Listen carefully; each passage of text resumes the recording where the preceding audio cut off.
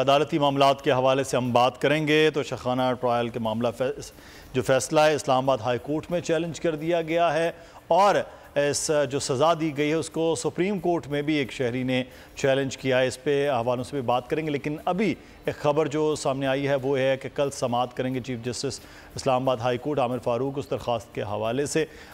वो एहतशाम कियानी हमारे नुमाइंदे हमारे साथ मौजूद हैं, एहतशाम से भी बात करेंगे। इमरान वसीम साहब हमारे साथ नुमाइंदा ख़ुसूसी मौजूद हैं। इमरान, आपका भी शुक्रिया। एहतशाम, सबसे पहले आप बताइए, अभी ख़बर आप कुछ दे रहे थे, उसकी तफसीलात क्या हैं, अपडेट कीजिएगा, जो अब कल समाअत के लिए मुकर्रर कर दी गई है एतराज़ात होने के बावजूद भी।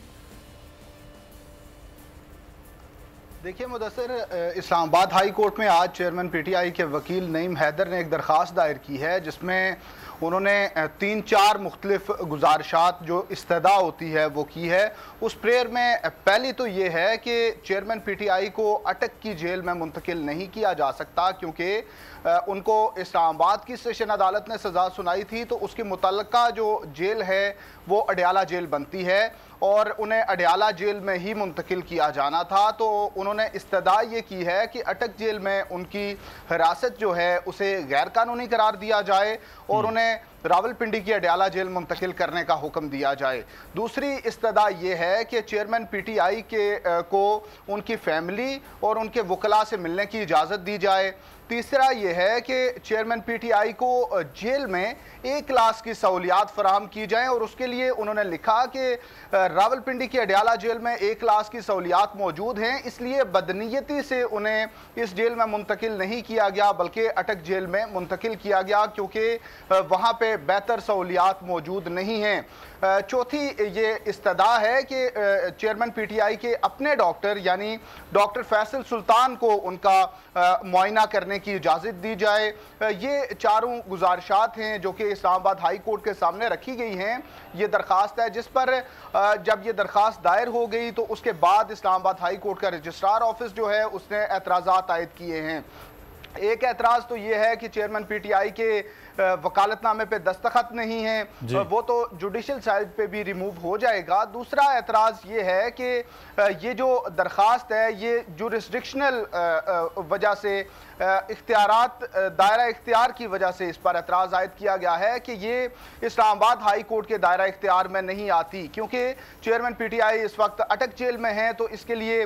ये एतराज़ है कि उसकी मुतल्लका जो हाई कोर्ट है उसमें ये दरख्वास्त दायर की जा सकती है, लेकिन कल chief justice Islamabad high court justice Aamir Farooq इस दरख्वास्त पर समाअत करेंगे और इन्हीं एतराज़ को इब्तदाई एतराज़ात को सुना जाएगा और अगर हाई कोर्ट सेटिस्फाई होती है कि ये एतराज़ जो हैं ये दूर किए जा सकते हैं तो उनको दूर करने के बाद दोबारा से एक प्रोसेस होगा और दरख्वास्त समाअत के लिए एक बार फिर मुकर्रर होगी, उसका नंबर लगेगा और फिर उस पर समाअत हो सकेगी। सही, ठीक हो गया। इमरान वसीम साहब, एक तो मैं आपसे ये भी जानना चाहूँगा, ये जो गुजारिशात की गई हैं दरख्वास्त पे कि ये चीज़ें भी दी जाएँ, ये चीज़ें भी दी जाएँ, A क्लास भी हो, इसका एक क्या एक कानूनी तरीक़ाकार होता है? लेकिन दूसरा जो सुप्रीम कोर्ट में भी दरख्वास्त एक शहरी ने दायर किया है कि सज़ा के हवाले से, इस दरख्वास्त की क्या हैसियत है कि उनके वकला उनकी जानिब से तो नहीं है, लेकिन कोई भी जनरली कोई इस तरह से दरख्वास्तें भी दे दी जाती हैं?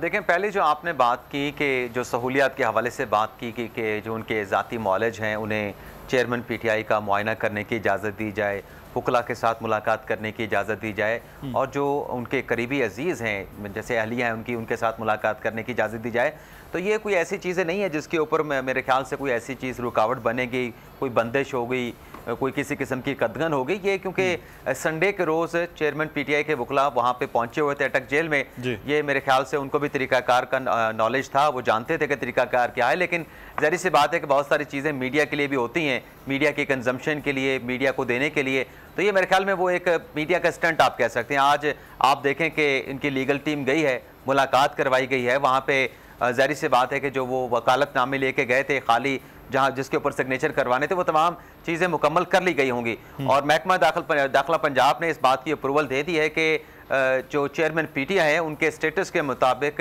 उन्हें जो B कैटेगरी है, जो क्लास B है, वहाँ पे उन्हें रखा जाएगा, क्योंकि अटक जेल में B क्लास से ऊपर की गालिबन वहाँ पे क्लास ही नहीं है। ए जो क्लास है वो यहाँ पे अडयाला जेल में है, तो इसलिए जो पीटीआई के वकला हैं, जो लीगल टीम है, उन्होंने इस्लामाबाद हाई कोर्ट से रिज्यू किया कि वहां से अटक जेल से उन्हें यहाँ पर जडियाला जेल में मुंतकिल किया जाए। तो किसको दी जाती, कानून क्या कहता है कि ए क्लास किसको मिलेगी? देखिए इस बारे में तो मैं बिल्कुल जो है वो आप कह लें कि लाइल्म हूँ, मेरे पास ऐसी इंफॉर्मेशन नहीं कि एक क्लास किसको मिलती है, लेकिन बहरहाल ये जरूर है कि जो वहां से मुंतकिल कराने की बात की गई, हमारी ये भी दुआ है कि किसी क्लास में भी ना जाया जाए, ये भी बड़ा जरूरी है। कुछ लाइल्मियाँ बेहतर भी होती है। इमरान साहब वो एक्स प्राइम मिनिस्टर हैं, इस वजह से भी उन्होंने उनके दरखास्त में ये इस्तदा है कि उन्हें ए क्लास दी जाए और अडयाला जेल में ही रखा जाए। मैं ऐड करता तो जैसे एहतशाम कह रहे हैं ना कि वो साबिक प्राइम मिनिस्टर हैं, तो साबिक प्राइम मिनिस्टर तो नवाज शरीफ भी थे, उन्हें भी अटक जेल में रखा गया था और एक तस्वीर भी उनकी मशहूर हुई थी कि जेल की सलाखों के पीछे खड़े हैं और हाथ से उन्होंने सलाख पकड़ी और बाहर दूर दूर तक निगाह डाल रहे हैं। तो ये वही जराए बताते हैं कि उसी जो सेल है उसी सेल में रखा गया है चेयरमैन पीटीआई को भी। लेकिन बहरहाल जो आपका दूसरा सवाल था कि सुप्रीम कोर्ट में एक पिटीशन दायर की, गैर मुतल्लका शख्स ने दायर की है, तो आपको याद होगा कि जो साबिक सदर परवेज मुशर्रफ को खुसूसी अदालत ने सजा सुनाई थी, उससे मुतल्लिक भी गैर मुतल्लका हाई कोर्ट में जो है वो दरखास्त दायर हुई थी और वहां से रिलीफ भी मिला था साबिक सदर परवेज मुशर्रफ को। लेकिन बहरहाल यहाँ पे मामला तो चेयरमैन पीटीआई का है, एक खातून वकील हैं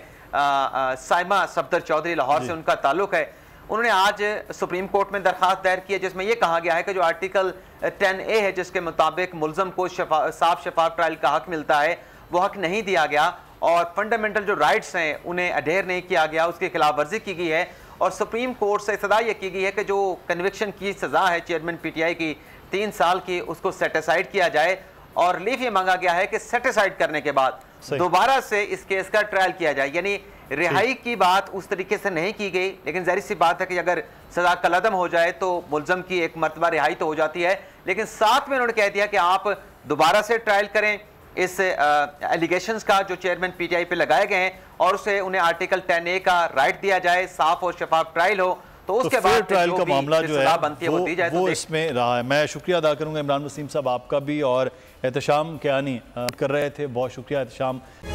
तारीख का अमीन,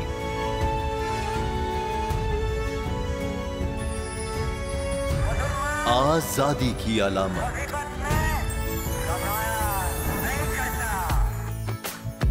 हुस्न का आईनादार,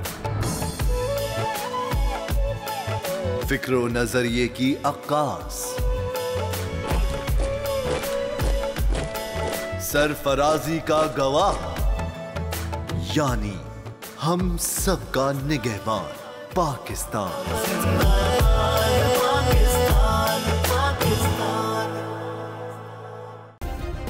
सब्सक्राइब करें और बेल दबाएं ताकि कोई खबर रह न जाए।